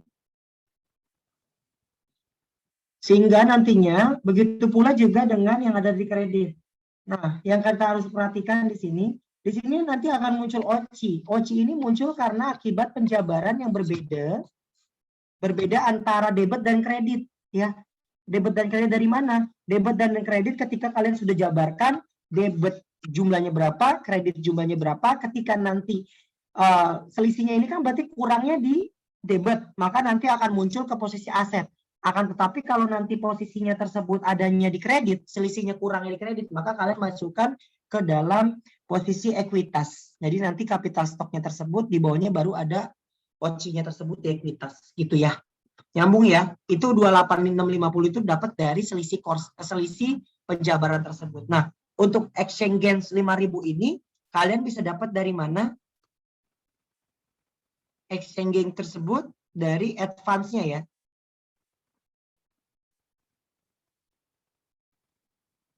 Gitu.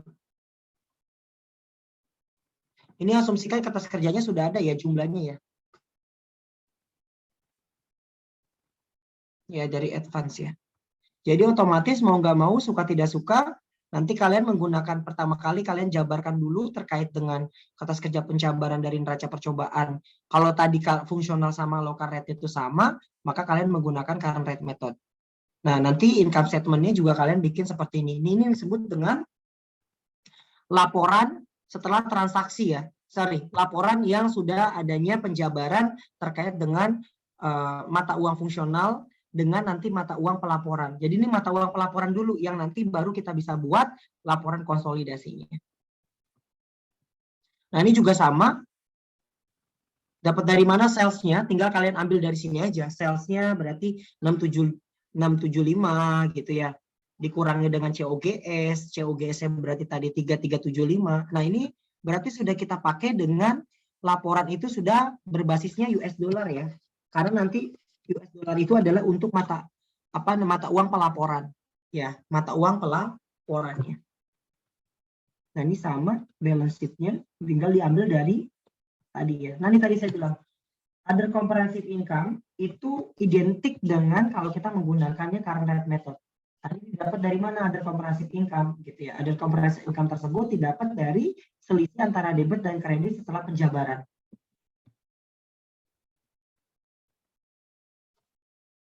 Nah, ini kalau kita menggunakan dari income, berarti ini kita menggunakannya metode. Nah, kalau kita menggunakan metode equity, yang kalian harus perhatikan pertama kali adalah tadi keuntungan ya. Keuntungan tersebut kan tadi kalau kita bikin tabelnya, bentar, tabelnya di sini ada.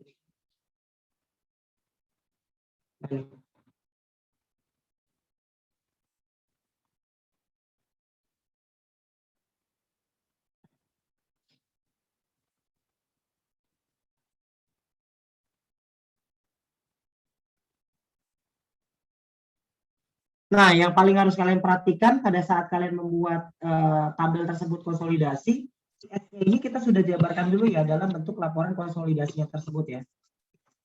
Laporan konsolidasi dalam bentuk US dollar. Setelah kita jabarkan, maka kita hitung.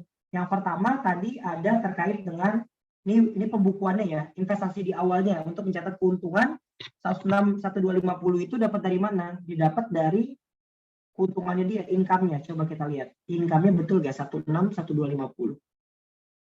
Bentar ya, baru dikurangi dengan nih ya, net income-nya 1.250 dikurangi dengan amortisasi. Amortisasinya dapat dari mana? 12.500. Nah, ini amortisasi patennya ya. Nih, amortisasi patennya itu kita dapat dari pertama nih. Amortisasinya kan berarti kan tadi kita dapat 100.000 euro ya, dibagi dengan 10 tahun. Kursnya tersebut menggunakan kurs apa? Kurs saat ini ya, berarti 1,45. Tadi kita lihat lagi di atasnya, kurs saat itunya tadi berapa? 145 kalau nggak salah. Kurs closingnya berapa nih? Coba kita lihat. Bukan yang ini, yang di atasnya tadi.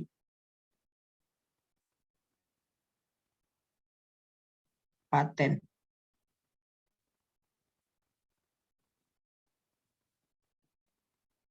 Oh, bukan. Bentar. Berarti, bentar ya, wait a minute.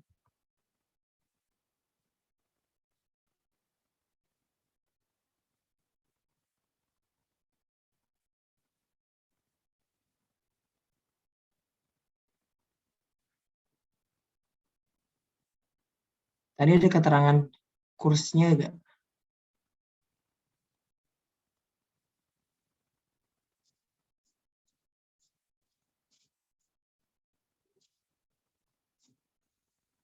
$1.220 dividen tidak dibulatkan per saat itu adalah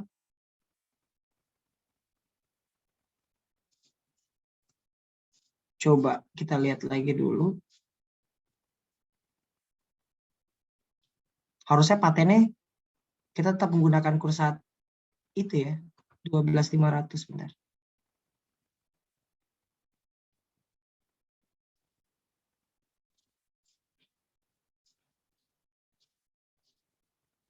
Ini di soal udah dikasih tahu 1.45. Coba bantu saya. Harusnya udah ada nih harga kursnya ya. Ntar, coba kita lihat di PPT-nya aja. Kadang-kadang takutnya ada salah di bukunya kan. Ini tadi udah equity method. Ini kalau kita catatnya.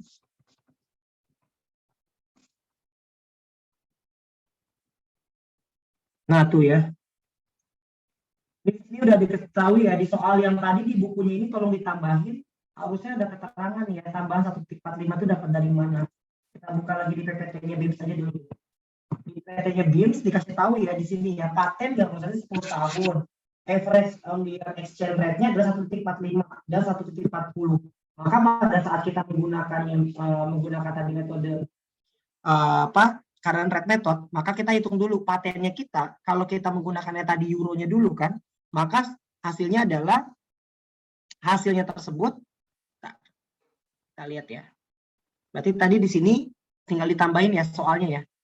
Memang kadang-kadang suka tidak lengkap nih. Makanya pada saat kita membuat nanti kertas kerja konsolidasinya, ya,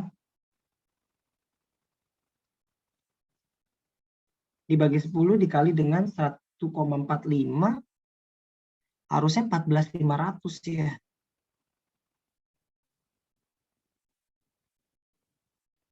Ya, 14.500 itu salah juga tuh.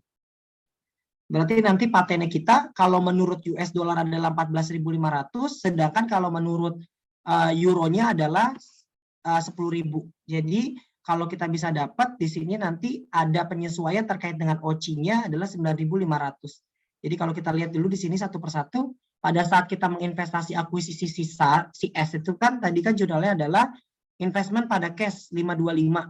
Nah, ini dapat dari soal ya. Kalau ini dapat dari soal. Kita tadi ngakuinya adalah 525.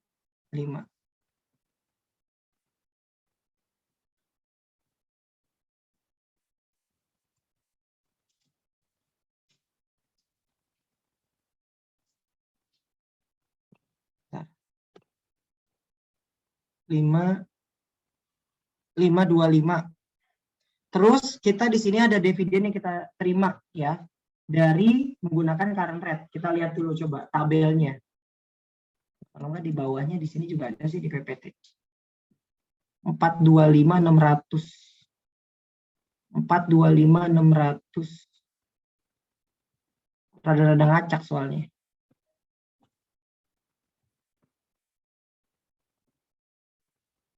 Di bawah ada nih.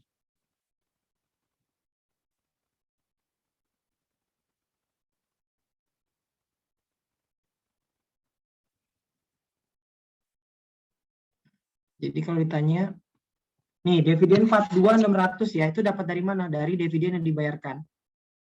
Jadi karena kita punya 100%, maka dividennya kita terima adalah 42.600 gitu. Nah, untuk yang tanggal 12 31 Desember tahun 2017, ini kita akan ada adjustment terkait dengan OC-nya ya. Ini OC-nya dapat dari mana? Tadi saya bilang. OC ini dapat dari perbedaan antara debit dan kredit pada saat kita translasinya. Nah, intinya seperti itu. Nah, ini tadi ada perbedaan OC-nya. Ini saya lengkapin aja.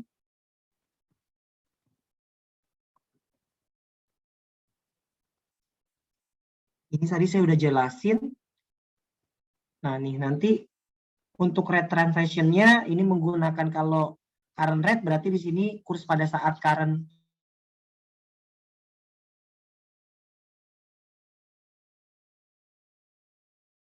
sama kayak tadi ya. Yang ada di soal, saya nggak jabarin lagi. Yang di PPT itu udah sama.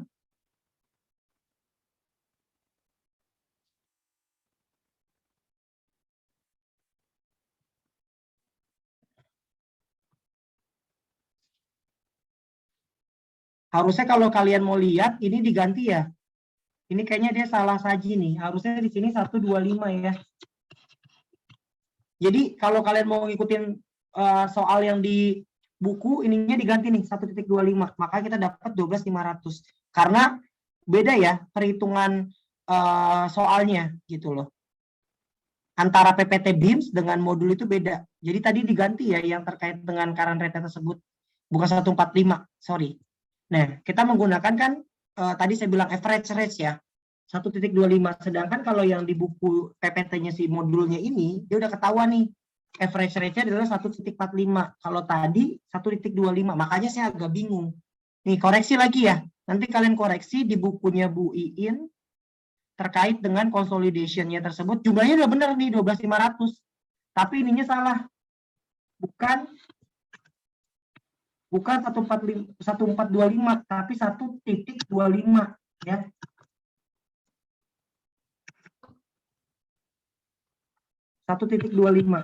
Nah, selebihnya itu udah sama aja terkait dengan demikian. Nanti kalian jurnal tambahannya hanya berdasarkan ada jurnal eliminasi tambahan itu nih ya.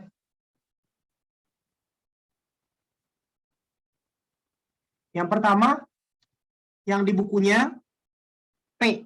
Ya, ini untuk investasi pada income from S, ini untuk mencatat keuntungan. Kedua, ini untuk mencatat selisih kurs.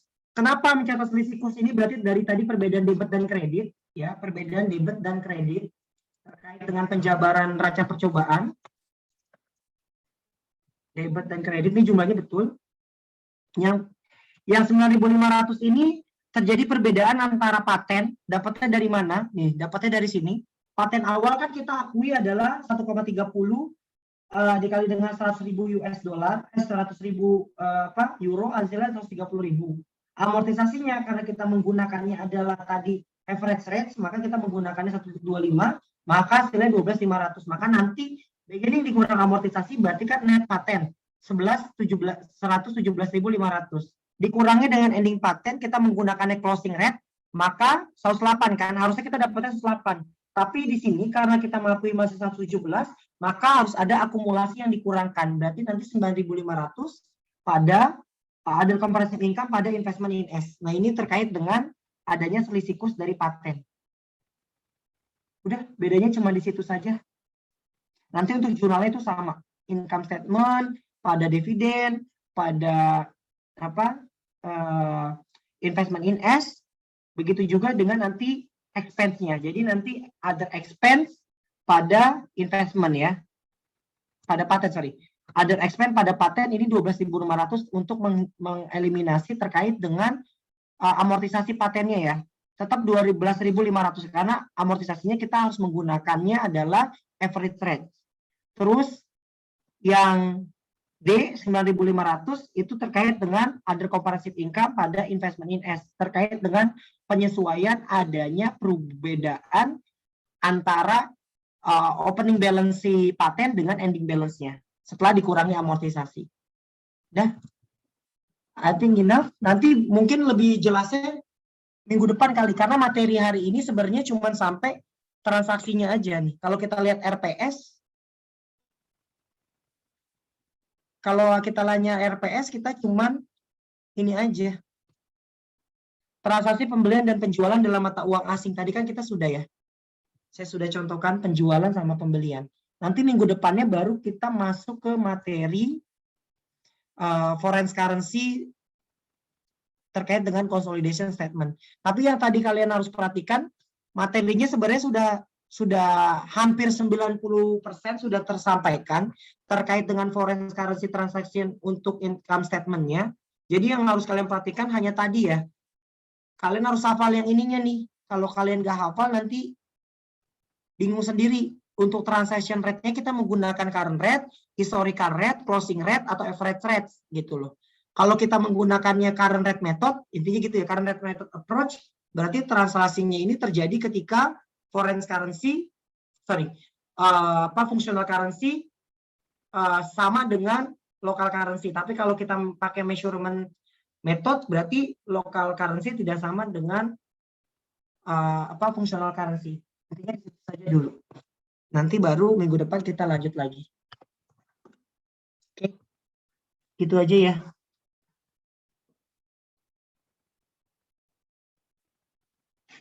Ada yang lagi yang mau ditanya, saya capek. Kalian diam aja. Ayo. Tenang, saya nggak di kamar kok. Ini saya di ruang tamu. Saya emang lagi ke bagian WFH sekarang.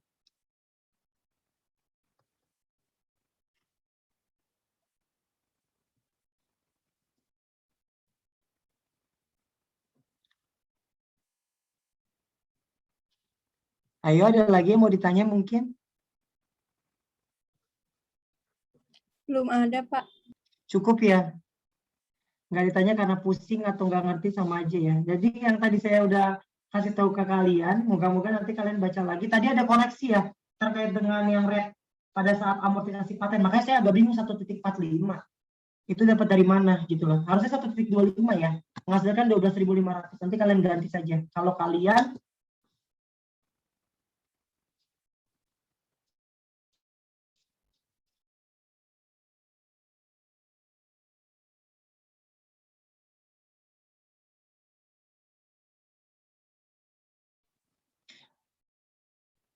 Oke, tadi saya ulangi lagi dulu. Sorry, kalau ada yang telepon begini jadinya sinyalnya nih. Jadi kalau titik 1 titik tadi 1.45, 1.25 itu Itu diganti ya, bukan 1.45 ya, yang di halaman berapa tuh tadi? Di halaman, kalau kalian lihat nanti di halaman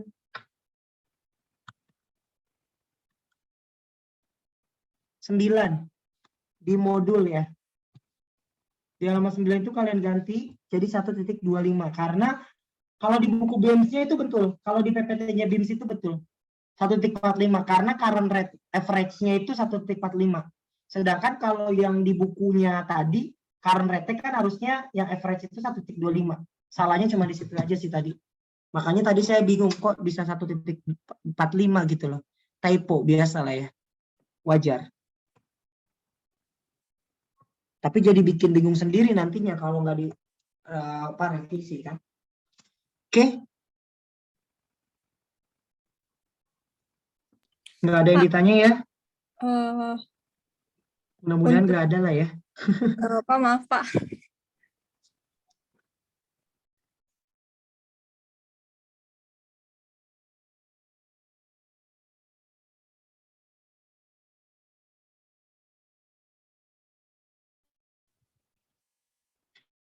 Kalian masak apa hari ini?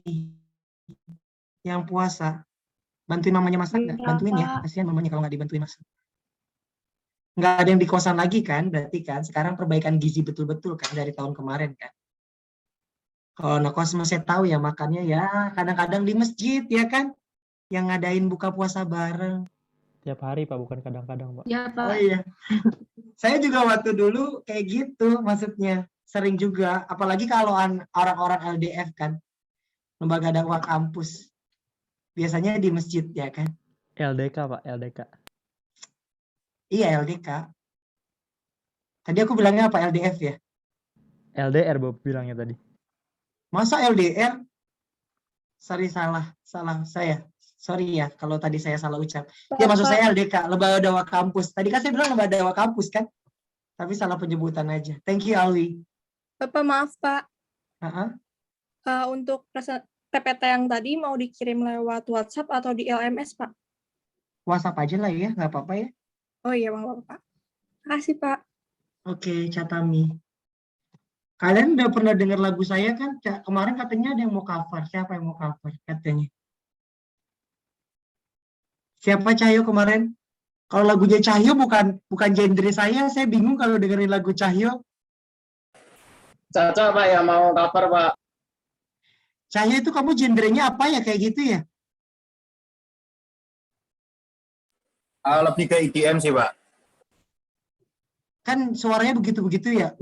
Gitu ya? Apa namanya? Iya, lebih ke EDM, electronic dance music gitu Pak. Udah masuk Spotify juga ya? Lengkap Pak, bisa didengarkan di seluruh platform musik. Internet Download Manager. Apaan itu maksudnya? IDM. Enggak genre. Masa? Oh iya. Masa tipenya Internet Download Manager? Electronic dance music gak sih Pak dia? Ya nggak sih electronic dance music? Aduh, ya Allah. Mohon maaf ya. Kayaknya Alwi terlalu banyak nongkrong kayaknya ya. Iya Pak. Iya Pak. Aduh. IDM Internet Download Manager. Ya sudah.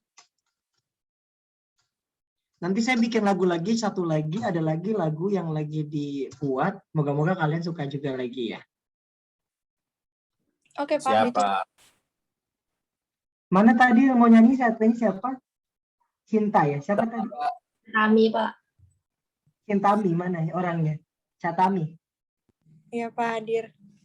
Enggak Pak, saya nggak bisa nyanyi Pak. Bohong tuh mereka Pak. Kamu bisanya apa? Mencintai dengan tulus. Jangan di-record dong. Jangan di-record. Udahan ini kita materinya.